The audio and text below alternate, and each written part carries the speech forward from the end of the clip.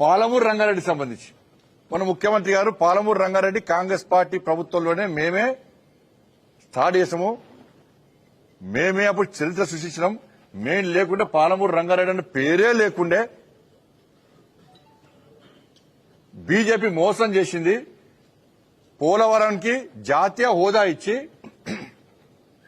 పాలమూరు రంగారెడ్డికి జాతీయ హోదా ఇవ్వకుండా తెలంగాణకు అన్యాయం చేసింది, తెలంగాణ ప్రజలను మోసం చేసింది, అవమానపరిచిందని చెప్పి కాంగ్రెస్ పార్టీ ముఖ్యమంత్రి అన్నాడు. బీఆర్ఎస్ పార్టీ హయాంలో ఇదే ముఖ్యమంత్రి కేసీఆర్ గారు కూడా అన్నారు, పోలవరానికి ఇస్తారా, జాతీయ హోదా ఇస్తారు, మా తెలంగాణ రాష్ట్రానికి పాలమూరు రంగారెడ్డి జాతీయ హోదా ఇయ్యరా అని చెప్పి. కానీ అసలు జరిగిన విషయాన్ని ఇటు కాంగ్రెస్ పార్టీ చెప్తలేదు సమాజానికి, ఇలా బీఆర్ఎస్ పార్టీ చెప్తలేదు. ఇలా ఆంధ్రప్రదేశ్ రీఆర్గనైజేషన్ యాక్ట్ లోని సెక్షన్ 89 ప్రకారం రాష్ట్ర విభజనానికి నిర్మాణ ప్రాజెక్టుల ప్లాన్ లో నీటి కేటాయింపుల విషయంలో లేదా నిర్మాణాల విషయంలో అభ్యంతరాలు తెలిపొద్దని చెప్పి రీఆర్గనైజేషన్ యాక్ట్ ఈ యాక్ట్ ఒకటి తీసుకొచ్చింది. ఈ యాక్ట్ లో కేవలము 6 ప్రాజెక్టులు మాత్రమే ఉన్నాయి.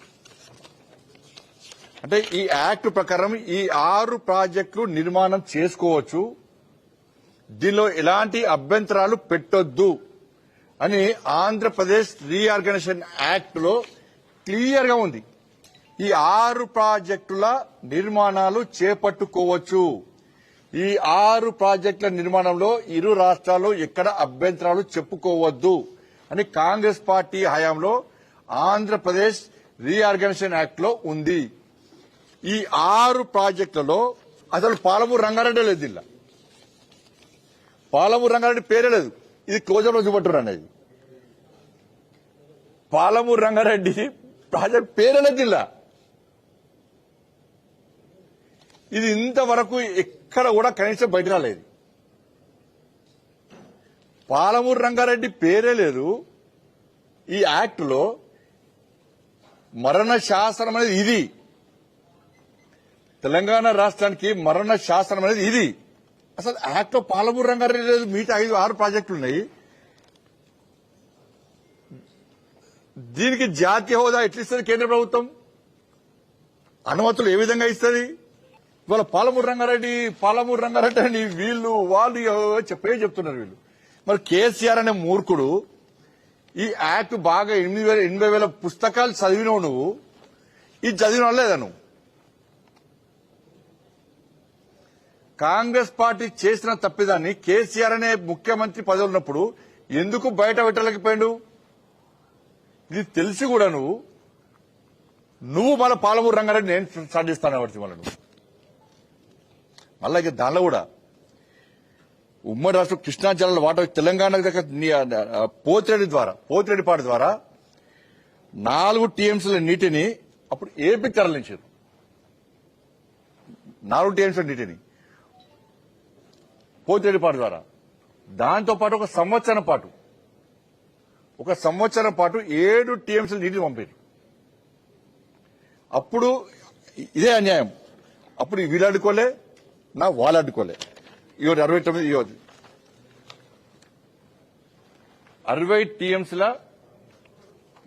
టీఎంసీల కృష్ణా నీటిలో మన వాటా అసలు వాడుకోలే. ఈ పేపర్ కూడా వచ్చింది ఆ రోజు.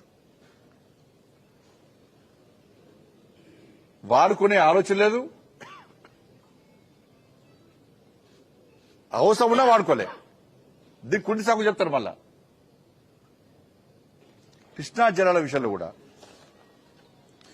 కేసీఆర్ ఏమన్నప్పుడు తెలంగాణకు బాపు కదా, అప్పుడు పాపం కొత్తగా తెలంగాణ రాష్ట్రం మాకు గాంధీ మహాత్మ చూడలే, కేసీఆర్ చూసినాం, బాపు అని కూడా పిలుచుకున్నాం మనం.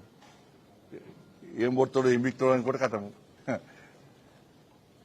నేను కోవిడ్ అప్పుడు లాక్డౌన్ టైంలో నేను అన్నిటి మీద కూర్చొని నేను తెలుసుకునేవన్నీ కూడా తెలుసుకుంటే కాంగ్రెస్ పార్టీ చేసిన మోసము, తర్వాత కేసీఆర్ చేస్తున్న మోసం చూసాక నాకే ఆశ్చర్యం అనిపించింది. అందుకే అప్పుడు యుద్ధం స్టార్ట్ చేసింది నేను. కృష్ణా జలాల విషయంలో కూడా కేసీఆర్ ఏమంటే కృష్ణా గోదావరి మీ జాగిరా, ఇగో ఏం కొడతారు డైలాగ్ కొడతారు. డైలాగ్ అంటే చంద్రబాబు నీ ఆటలు సాగాయి. దేవినేని ఉమా సన్నాసి ఏమంటున్నాడట, మోడీ కూడా మాకు ప్రధానమంత్రి, కేసీఆర్ అనే అణుబాంబు మళ్లీ వస్తుందట. తోకపడకుడు కాలే ఆ రోజు.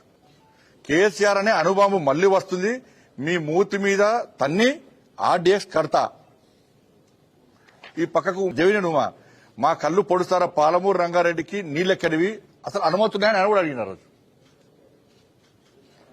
కృష్ణ మీ జాగిరా అని చెప్పి ఆ రోజు కేసీఆర్ సార్ మాట్లాడండి. ఏ రోజు ఇది? 2015 జూన్ 2015 జూన్ 11 రోజు అన్ని పేపర్లు బ్యానర్ వచ్చింది అనేది. ఇది చూసినాక ఖుషాను అబ్బా కేసీఆర్ కొట్టాడుతాడు, అనుభవం అవుతాడు, ఏడ వెళ్తాడు అని చెప్పి ఇక మొత్తం దేశం అంతా చూస్తారు, తెలంగాణ రాష్ట్రం అంతా చూస్తాం. ఇవాళ తీరా అవన్నీ పిట్టరాముని మాటలు చేసిపోయినాయి. అవన్నీ కూడా కృష్ణా జిల్లాలో ఆ రేషియో ప్రకారము తెలంగాణ రాష్ట్రానికి రావాల్సిన వాటా ఎంత అంటే 571 టీఎంసీలు. 68% రేషియో ప్రకారము తెలంగాణ రాష్ట్రానికి రావాల్సింది 571 టీఎంసీలు మనకు రావాలి, తెలంగాణ రాష్ట్రానికి రావాలి. ఆంధ్రప్రదేశ్ కు 299 టీఎంసీలు వాళ్ళకి రావాలి. ఇది ఉల్టా అయింది. ఈ పేపరు ఫస్ట్ బయటపెట్టింది నేనే అనేది. ఇది మొట్టమొదటిసారి 3 సంవత్సరాల క్రితం బయట పెట్టింది నేనే. ఈ రోజు రాష్ట్ర ముఖ్యమంత్రి అసెంబ్లీ చెప్తున్నాడు. ఇది 3 సంవత్సరాల క్రితము అప్పుడు ఉమాభారతి గారు మినిస్టరు, చంద్రబాబు నాయుడు గారు సీఎం, గౌరవనీయులు పెద్దలు పూజ్యులు ఆదరణీయులు ఆదర్శమూర్తి తెలంగాణ బాబు కేసీఆర్ గారు ముఖ్యమంత్రి. ఈ సమావేశంలో హరీష్ రావు గారు ఉన్నారు. ఈ సమావేశంలో అప్పుడు విద్యాసాగర్ గారు ఉన్నారు. అప్పుడు ఆయన నీటిపారుదల అడ్వైజర్. వీళ్ళందరూ కూర్చొని ఉమాభారతి గారి సమక్షంలో 2 రాష్ట్రాలు కూర్చొని 2 రాష్ట్రాల మధ్య జరిగిన అగ్రిమెంటు ఏం జరిగింది, కేసీఆర్ ఏం ఒప్పుకున్నారంటే మాకు 299 టీఎంసీలు చాలు అని ఒప్పుకున్న పేపర్ ఇది. ఇది అఫీషియల్ డాక్యుమెంట్. ఇది కేంద్ర ప్రభుత్వం జలశక్తి మినిస్టర్లో ఇంకా ఉంది. ఇది